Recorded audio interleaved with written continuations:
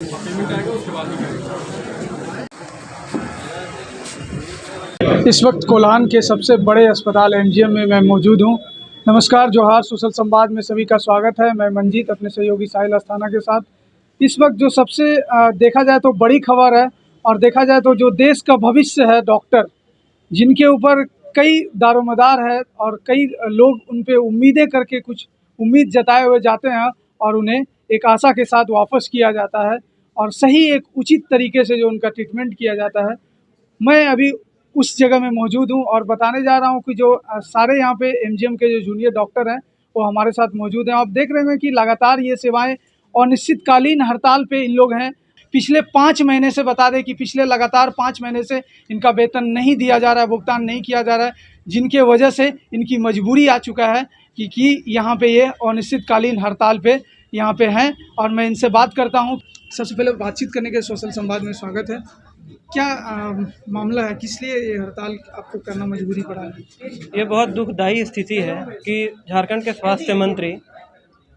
स्वास्थ्य मंत्री श्री बन्ना गुप्ता जी, जो इसी रीजन से आते हैं, उनका कंस्टिट्यूंसी का ये सीट है, हेल्थ मिनिस्टर हैं, उन्हीं के डॉक्टर्स को 5 महीना हो गया है, 5 महीने से स्टाइपेंड नहीं मिला है।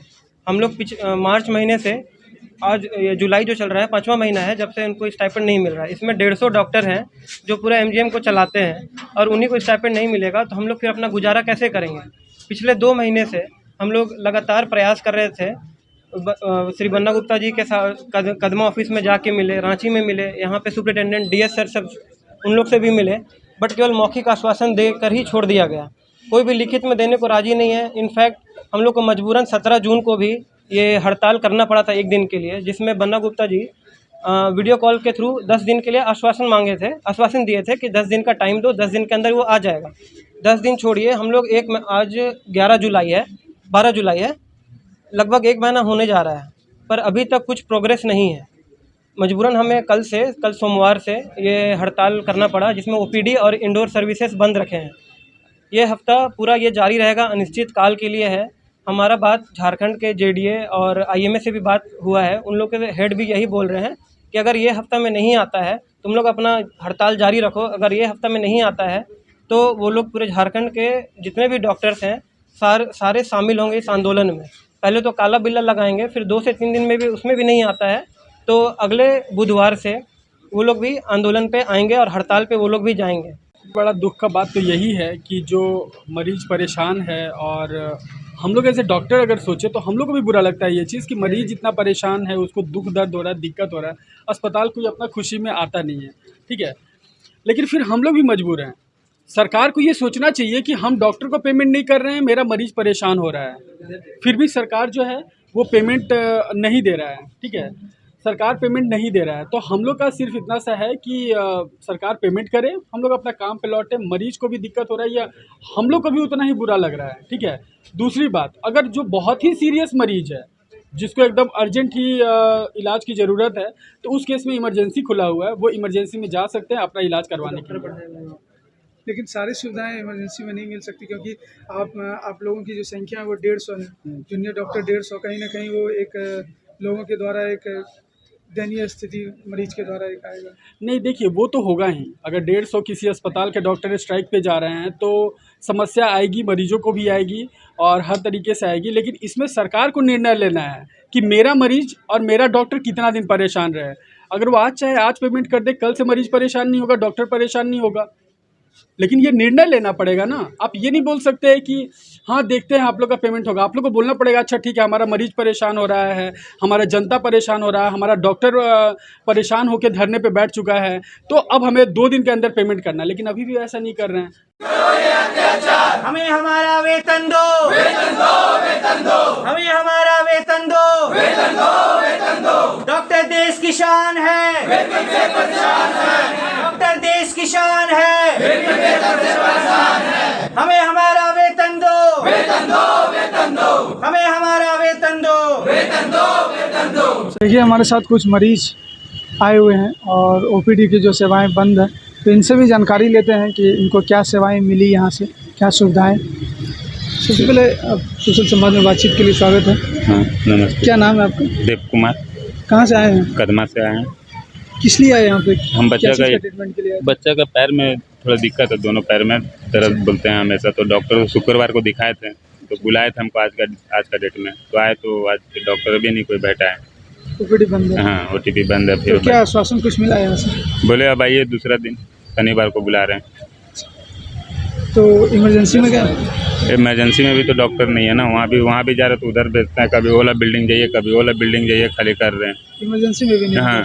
हाँ, यहाँ भी गए तो यहाँ से ओला बिल्डिंग भेज रहे, ओला बिल्डिंग भेज रहे हैं, खाली यही हो रहा है। और क्या होगा? तो ओपीडी के द्वारा क्या आश्वासन मिला आपको? जो जिन OPD के बाद वो बोल रहे शनिवार को आइए। अब शनिवार को आएंगे, देखते हैं फिर क्या स्थिति। अभी जा रहे बच्चा को जो दवा दिए थे शुक्रवार को आकर दिए थे, वही दवा जा रहे खरीद के फिर खिलाना होगा। देखिए इस वक्त एमजीएम के जो सबसे बड़े अस्पताल हैं उनके अधीक्षक महोदय यहाँ पे मौजूद हैं। मैं उनसे बात करता हूँ। सबसे पहले सर, बातचीत करने के लिए स्वागत है। ये जो जूनियर डॉक्टर हैं, इनको 5 महीने से वेतन का भुगतान नहीं हुआ है। इस समस्या को लेकर ये हड़ताल कर रहे हैं। अब ये वेतन भुगतान क्यों नहीं हुआ, ये एक समस्या है। तो मतलब फाइनेंस में 2 हेड होता है, प्लान और नॉन प्लान होता है। अभी ये इसको नॉन प्लान से प्लान कर दिया गया है, इसलिए ये समस्या तकनीकी समस्या है वो। लेकिन जल्द ही इसका समाधान हो जाएगा। सब लोग लगे हुए हैं इसमें, स्वास्थ्य विभाग, स्वास्थ्य सचिव और पूरा महकमा इसमें लगा हुआ है। स्वास्थ्य मंत्री भी लगे हुए हैं। तो ऐसा उम्मीद है कि जल्द ही इसका समाधान निकले। लेकिन सर सबसे बड़ी ये भी बात है कि कहीं ना कहीं इन डॉक्टरों पे पूरे दारोमदार है सर, और सारे 150 जूनियर डॉक्टर हैं जो हड़ताल पे हैं। तो कहीं कहीं लोगों को काफ़ी ज़्यादा परेशानी का सामना कर रहा है, खास करके जो दूर दराज से मरीज आ रहे हैं सर। आप देखते होंगे कि क्योंकि एमजीएम में जो मरीज आते हैं वो कहीं ना कहीं उनका कोई एक सहारा नहीं होता है, और वो इस अस्पताल का ही सहारा लेते हैं। हमारा रजिस्ट्रेशन काउंटर खुला हुआ है, वो हर हालत में खुला रहेगा। लेकिन ये हड़ताली चिकित्सक OPD की सेवा को बाधित करने का प्रयास कर रहे हैं। हम लोग इस बात को लेकर चिंतित हैं, उनसे बात भी हो रही है और उम्मीद है कि जल्द ही जो है सो हम लोग OPD की सेवा पूर्ण रूप से बहाल करने में सफल होंगे। लेकिन आप देख रहे होंगे सर कि ये जो समस्या है इनके डॉक्टर की, तो ये इनसे पहले भी सर आपको अवगत मिला होगा सर, इन समस्याओं से आप अवगत हुए होंगे। इनसे पहले भी 1 महीना से इस समस्या पर काम हो रही है। एक फाइल फाइनेंस में गया था, वो लौट के आ गया है।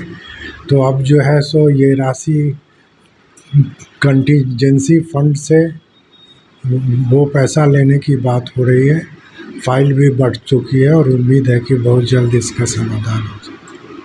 क्योंकि सबसे बड़ी ये भी बात उठता है सर कि आप देख रहे होंगे कल लगभग 600 से 700 मरीज लौट चुके, काफ़ी दूर दूर दराज से आए हुए मरीज, और उनकी जो सेवाएं हैं वो यहाँ नहीं मिल पाया सर।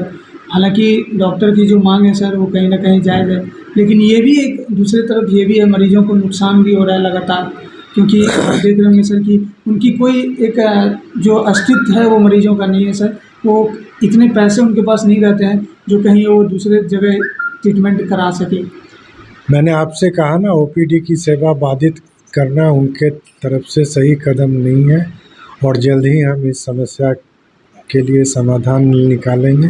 ज़रूरत होगा तो पुलिस प्रशासन की मदद भी लेंगे। और देखा जाए तो सर ये जो यहाँ का व्यवस्था है सर, यहाँ की व्यवस्था पे भी बहुत बड़ी सवाल उठता है। अगर उनकी वेतन नहीं भुगतान किया जाए तो यहाँ की व्यवस्था को कैसे सर सुदृढ़ किया जाएगा सर?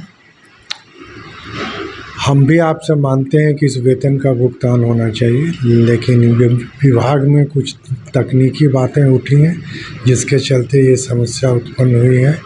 और मैं आपको आश्वस्त करना चाहता हूँ कि बहुत जल्द OPD सेवा बहाल होगी। तो देखिए इस तरीके से हमारे साथ अधीक्षक महोदय मौजूद थे और इन्होंने सारी समस्याओं को बताया कि वेतन जो है वो जल्द से जल्द भुगतान किया जाएगा, क्योंकि इन वेतनों का जो कारण है इनमें कुछ तकनीकी फ़ॉल्ट है जिसके वजह से इनका वेतन रुका हुआ है। और लगातार आप देख रहे होंगे कि ये इन समस्याएं से अवगत हैं। इन्होंने बताया कि जल्द से जल्द इनका जो वेतन है वो भुगतान किया जाएगा और पुनः सेवा फिर से सुचारू रूप से चालू किया जाएगा। तब तक के लिए देखते रहे सोशल संवाद अपने सहयोगी साहिल अस्थाना के साथ। जय हिंद दोस्तों।